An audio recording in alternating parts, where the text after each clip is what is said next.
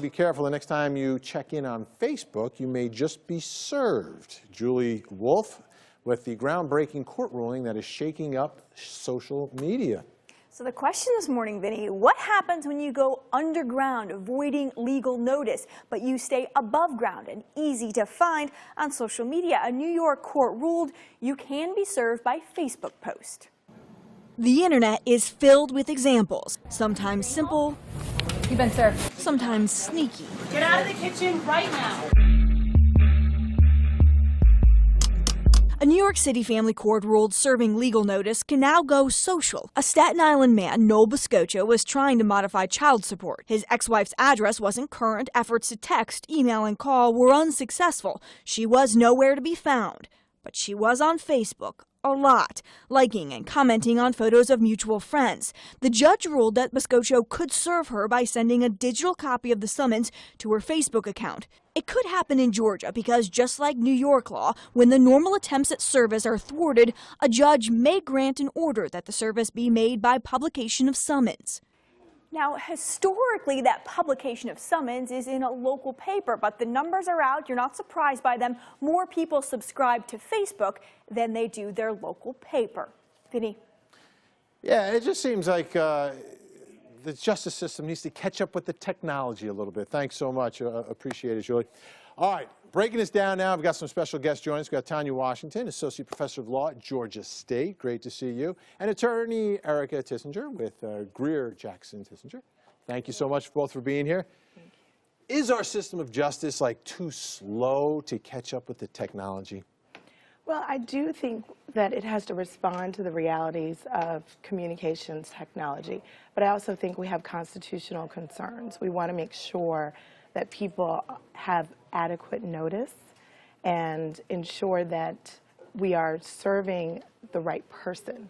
And so those concerns outweigh expediency in a lot of instances. Like, is the person in that Facebook actually the person who we think it is? So is this a game changer? Does this, if in fact judges start allowing this, and I know in Texas they're thinking about changing the law, is it a game changer for attorneys and for people logging on? I think absolutely it would be. I also think it would be a game changer for the court system. Every day in court, judges are telling pro se litigants that they cannot help them perfect service on the defendant. And if you open up Facebook and other forms of social media, I believe at this point it's opening up Pandora's box. In a good way or bad way? Bad way. At this point in time, I think in a bad way. I think the New York court in that decision got it correct.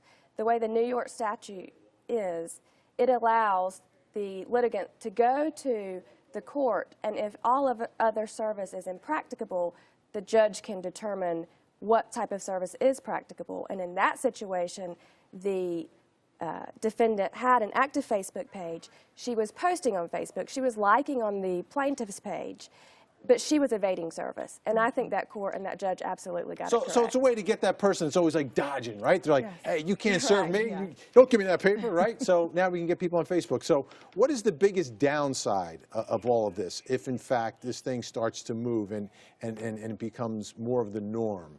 Well, I do think it's going to increase the number of cases on dockets. I mean, we would certainly see a lot more cases, a proliferation of cases. But I don't necessarily see that as a downside, because we also will be making it more difficult for defendants to evade service. And to the extent that litigation needs to happen because it's allowing people to right wrongs legally using the system, we'll have more people who have access to the justice system. How difficult is it? Just from 0 to 10, give me a number. How difficult is it to actually serve someone with a lawsuit? I don't think I've had a case yet in 10 years where I haven't been able to serve someone. Bam, that's the answer. Great to have you both here. Thanks so much.